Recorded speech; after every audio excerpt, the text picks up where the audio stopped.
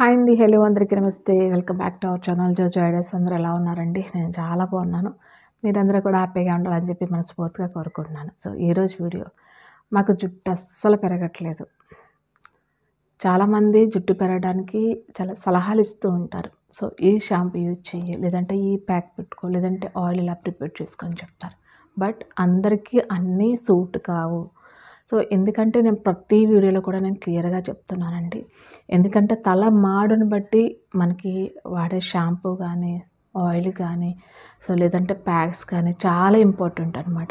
So, అలాగే మనం చెప్పారు కదా అని చెప్పేసి తల మాడుని సో మనం ఉన్న హెయిర్ సిచ్యువేషన్ ఏంటని తెలియకుండా సో ఏ ప్యాక్ పడితే ఆ ప్యాక్ వేసుకొని, లేదంటే ఏ ఆయిల్ పడితే ఆ ఆయిల్ వేసుకొని, సో ఏ షాంపూ పడితే ఆ షాంపూ వేసుకున్నామంటే మీ హెయిర్ పెరగదు. పెరగకపోవడం అలా ఉంచండి, ఉన్న జుట్టు కాస్త ఇంకా ఊడిపోతుందనమాట. సో తప్పకుండా మీరు ఒక్కసారి ట్రై చేసి చూడండి. ఎందుకంటే కనుక మనకి అసలు ఏ ఆయిల్ పడుతుంది, లేదంటే మనకి ఏ ప్యాక్ అయితే మన హెయిర్‌కి, తల మాడికి సూట్ అవుతుంది.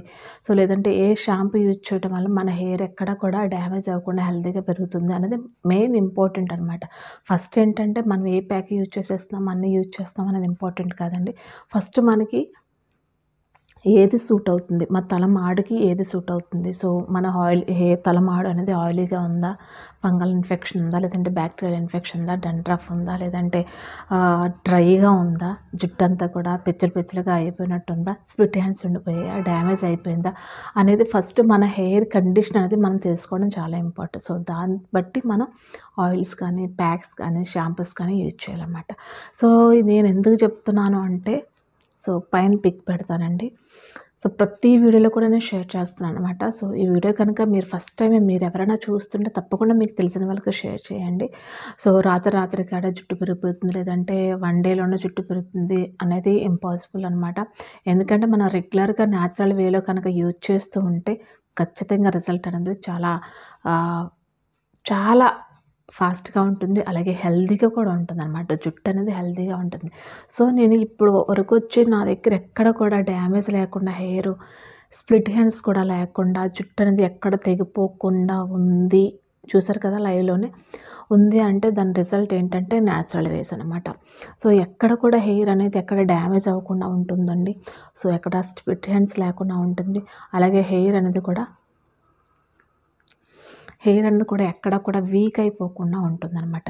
సో ఇంకా ఈరోజు నేను చెప్పే టిప్స్ నేను ఎలా ఫాలో అయ్యాను, నా ఊడిపోయిన జుట్టుని ఎలా తగ్గించుకున్నాను, అండ్ రాలిపోయిన జుట్టు తర్వాత మళ్ళీ తిరిగి నేను ఇంత హెయిర్ గ్రోత్ పెంచుకున్నాను అంటే నిజంగా మామూలు మాటలు కాదనమాట అండి. సో ఒక ఛాలెంజ్ అనమాట. సో నేను తీసుకున్నట్టే నాకు ఉపయోగపడినట్టే మీకు కూడా ఉపయోగపడాలి అని చెప్పి మనస్ఫూర్తిగా కోరుకుంటున్నాను. సో లేట్ చేయకుండా వీడియోలోకి అయితే వెళ్దామండి. సో ఇక్కడ నేను చెప్పే ప్రతి టిప్ కూడా మీకు చాలా చాలా యూజ్ అవుతుందనమాట. సో లేట్ చేయకుండా వీడియోలోకి అయితే వెళ్దామండి. సో ఫస్ట్ కొబ్బరి నూనె అనమాట. కొబ్బరి నూనె వచ్చేసి ఇది అమ్మ వాళ్ళ గానుగ పట్టినటువంటి నూనె. సో ఎప్పుడు కూడా లేటెస్ట్ ఆడిస్తూ ఉంటుంది సమ్మర్ వచ్చిందంటే. సో అక్కడి నుంచి మేము మోసి తెచ్చుకుంటాం అనమాట. సో అది మా మదర్ మాకు ఇచ్చినటువంటి ఒక గొప్ప హెయిర్ కేర్ టిప్స్ అనమాట. సో ఇందులో కొంచెం కొబ్బరి నూనె తీసుకుందాం. మీ హెయిర్ లెంత్ని బట్టి తీసుకోండి.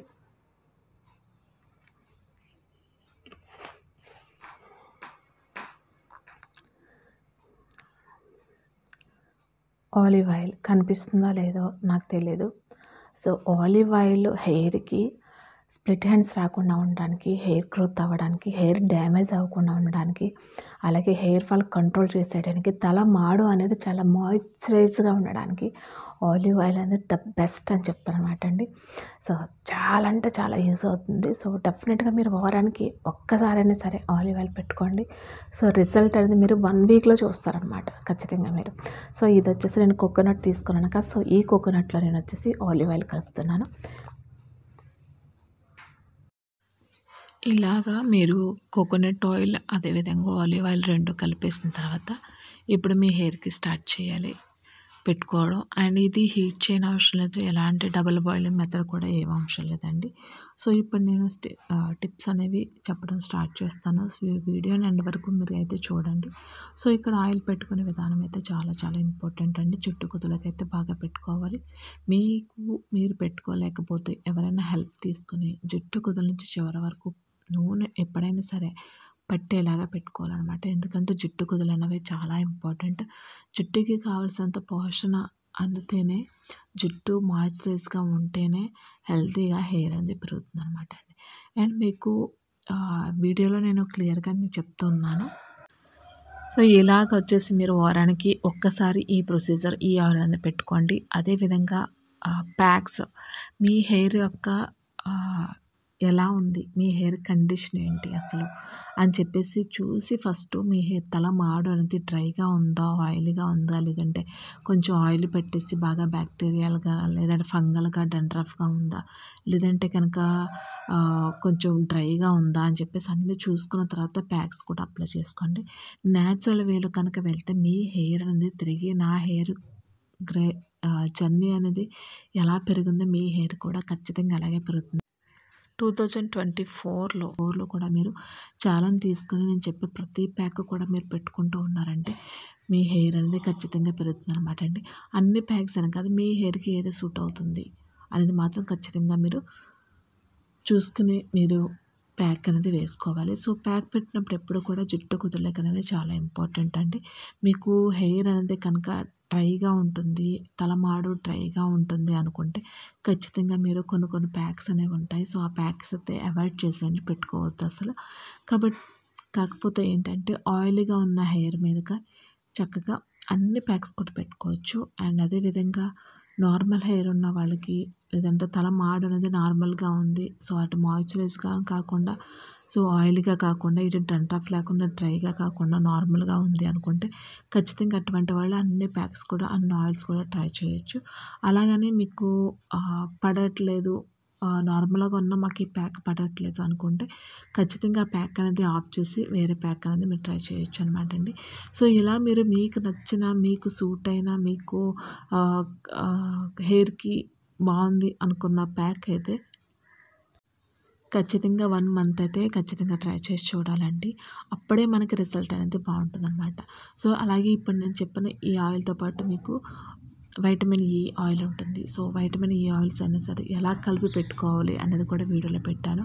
అండ్ ఆముదం అనేది జుట్టుకి మాయిశ్చరైజ్గా ఉండటానికి, అలాగే బ్లాక్గా ఉండడానికి, జుట్టు కుదులు చాలా బలంగా ఉండడానికి చాలా బాగా ఉపయోగపడుతుంది.